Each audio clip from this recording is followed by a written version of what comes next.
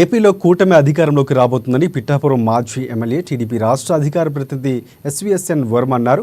ఈ నెల 9న మళ్లీ సీఎంగా జగన్ ప్రమాణ స్వీకారం చేస్తారని వైసీపీ నేతలు చేస్తున్న వ్యాఖ్యలు ఆయన కౌంటర్ ఇచ్చారు. సీఎంగా ప్రమాణ స్వీకారం పక్కన పెడితే తన కోసం కట్టుకున్న ఋషికొండ నుంచే తన కేడర్ను విశాఖ సముద్రంలోకి నెడతారని ఎద్దేవా చేశారు.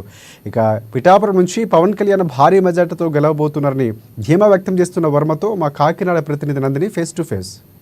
రాష్ట్రంలో మరికొద్ది గంటల్లోనే కౌంటింగ్ ప్రక్రియ అయితే ప్రారంభం కానుంది. దానికి సంబంధించి ఇప్పటికే కీలక నేతలంతా కూడా ఎప్పుడు అని ఎదురు చూస్తున్నారు. నిన్న సాయంత్రం కూడా మనం చూసాము, ఎగ్జిట్ పోల్స్ కూడా విడుదల చేశాయి. దాంట్లో 40 సర్వేల్లో దాదాపుగా 35 సర్వేలంతా కూడా కూటమి విజయం సాధిస్తుందని చెప్తున్నారు. ముఖ్యంగా చూసుకున్నట్లయితే ఏదైతే తెలంగాణలో కాంగ్రెస్ వస్తుందని చెప్పేసి ఆరా మస్తాన్ ఏదైతే చెప్పారో అదే వ్యక్తి అదే సంస్థ కూడా పవన్ కళ్యాణ్ అయితే రాష్ట్రంలో భారీ మెజారిటీతో గెలుపొందబోతున్నారు పిఠాపురంలో అని చెప్పేసి కూడా చెప్పడం జరిగింది. దీనికి సంబంధించి మనతో మాట్లాడడానికి వర్మ గారు ఉన్నారు, ఆయనతో మాట్లాడే ప్రయత్నం చేద్దాం. మరి ఫేమస్ సినీ యాక్టర్ కావడం ఒకటి, రెండవది ఇక్కడ కూటమి అంతా కూడా బలీయంగా ఉంది. అలాగే తెలుగుదేశం పార్టీ, జనసేన, బీజేపీ కూడా. దీంతో మేమందరం కూడా కష్టపడి నిస్వార్థంగా ఆర్ఎన్ఎస్లో పనిచేసాం. అంచేత రాష్ట్రంలోనే ప్రథమ స్థానంలో ఉంటుంది.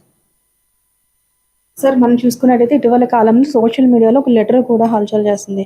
15,000 మెజారిటీతో వంగ గీత గారు గెలుస్తారన్నది, అదేంటంటే ఆవిడ గెలుస్తుంది అని అంటే ఈ రాష్ట్రం మొత్తం దేశంలోనే ఏ పార్టీ రాదు. ఇంకా అది ఏదో చెప్పుకుంటుంటారు కానమ్మా, అది వాస్తవానికి చాలా దూరంగా ఉండదు. 15,000 మెజార్టీలు కాదు, 15,000 ఓట్లు వస్తే సంతోషించాలి. ముఖ్యంగా చూసుకున్నట్లయితే మీ ఉద్దేశం ప్రకారం పిఠాపురం నుంచి ఎన్ని వేల మెజార్టీ అయితే రాబోతుంది అనుకుంటున్నారు? 60,000 పైచిలుక వస్తాయి మినిమం బేస్ లైన్. అక్కడి నుంచి ఎక్కడికి పెరుగుద్దో కూడా తెలియదు. సార్, ఎంపీలు చూసుకున్నట్లయితే ఎంపీలు మీ అంచనా ప్రకారం అంటే 14-15 వైసీపీకి వచ్చేస్తుంది అంటారు. అంటే ఎలా చూడొచ్చు అంటారు? కూటమి ఎన్ని వచ్చే అవకాశాలు ఉంటాయంటారు?